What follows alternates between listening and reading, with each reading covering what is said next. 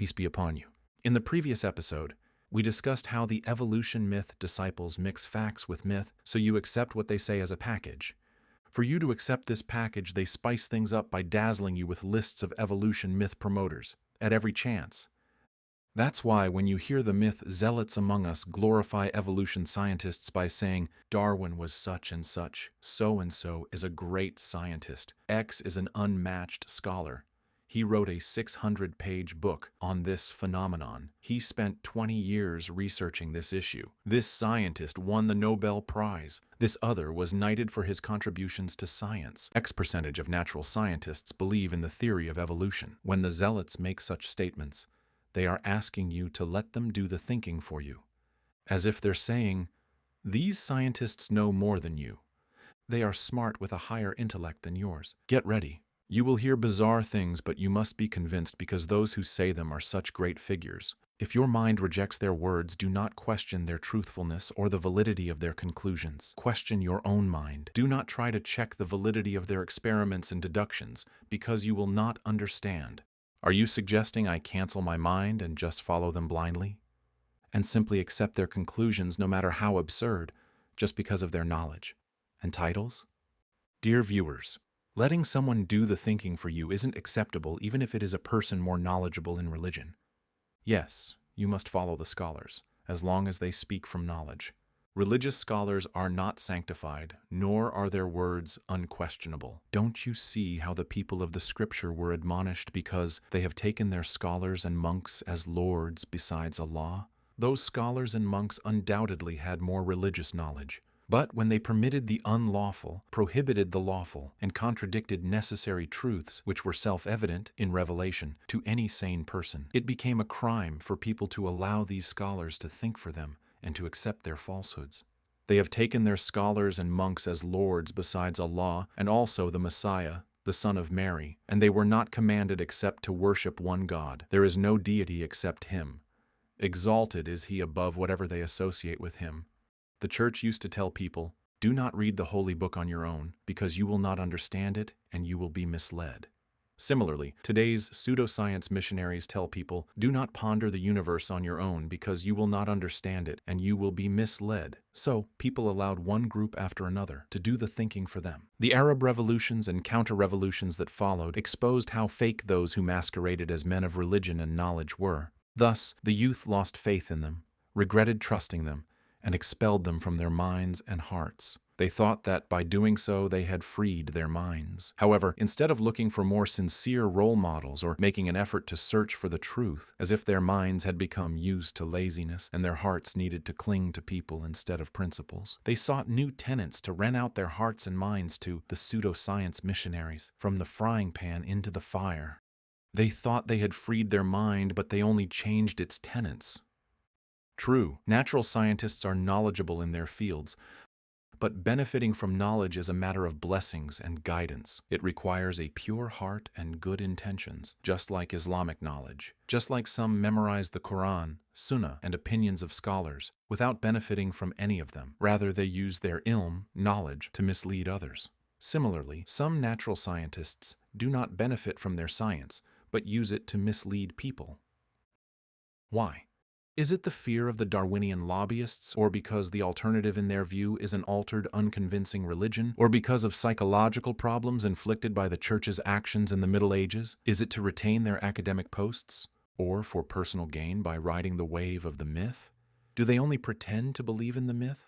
Or did following their whims blind their insights until they actually believed in the myth? Why do they show faith in the evolution myth?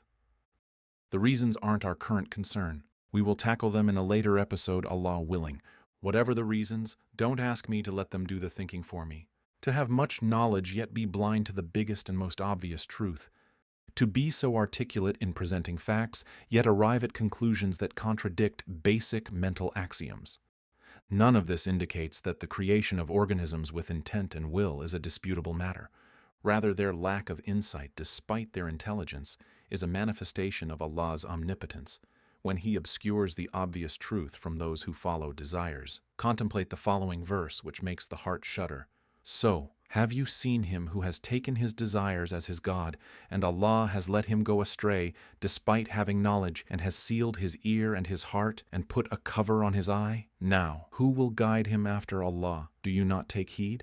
So, when the myth zealots tell you, it took Darwin 20 years to write his book, The Origin of Species, instead of feeling impressed, say, "O Allah, I seek refuge in you from unbeneficial knowledge." Should Allah leave a person with no assistance, his destruction will result from his persistence. Their deeds have become worthless in this world and the hereafter, like a mirage in a desert. The thirsty one thinks it to be water. Until he comes up to it, he finds it to be nothing. Therefore, dear viewers, these episodes are not for listing the names of scientists who deny the evolution myth and their denial statements.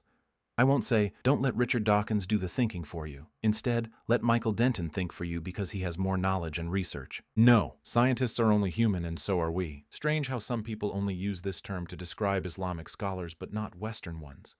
Instead, they expect us to rent out our minds to them. Strange how one might disdain ijma, scholarly consensus, in Aqidah, creed, or tafsir, interpretation, and find it plausible that 14 centuries of the Ummah's scholars have misunderstood Islam under the slogan, "They're only human, just like us," while with Western scientists, he's like a dependent, submissive child, allowing them to do the thinking for them and even urging others to do the same. Our job in these episodes is not to give you a list of names. We do not want to be like our friend from the previous episode, who impressed his friend with facts about Holland, as if hypnotizing him, before presenting the success vitamin myth.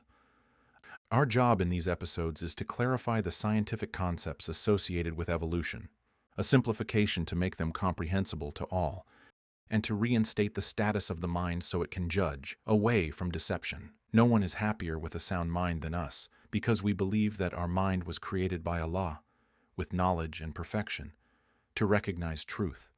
It's not a mind created by accumulated random events. That cannot be relied on to recognize truth or to guide. Any argument that starts with "so-and-so believes in evolution" is a logical fallacy called appeal to authority, meaning authority of celebrities in the field. Similarly, listing those who support the evolution myth and their percentage among scientists is another fallacy called appeal to the majority. We'll leave such fallacies to those who rent out their minds and to those who occupy them. As for us, don't expect us to respond to a paper supporting the myth just by referring to another that opposes it, or respond to one scientist's claim with another's, without full scrutiny. It's not tit for tat, scoring goals and counting points. We will not cherry-pick papers that support our belief and neglect those that contradict it. We won't, subjectively, glorify those who agree with us and demean those who don't. This isn't a methodological approach. This is the method of the myth proponents, not ours. Instead, we'll first see what the mind indicates, then examine the research and observations that support or oppose our mind's reasoning. We'll then analyze to see where the fault lies. That is where we base our evidence. We may quote a natural scientist or two, not as evidence, but for extra reassurance that our understanding is not unique. To recap, the first two methods used by the myth proponents are 1. Mixing facts with myth. 2. Dazzling you into leasing your mind. In the next episodes, we'll discuss more of their methods, Allah willing. So stay tuned. Peace and mercy of Allah be upon you.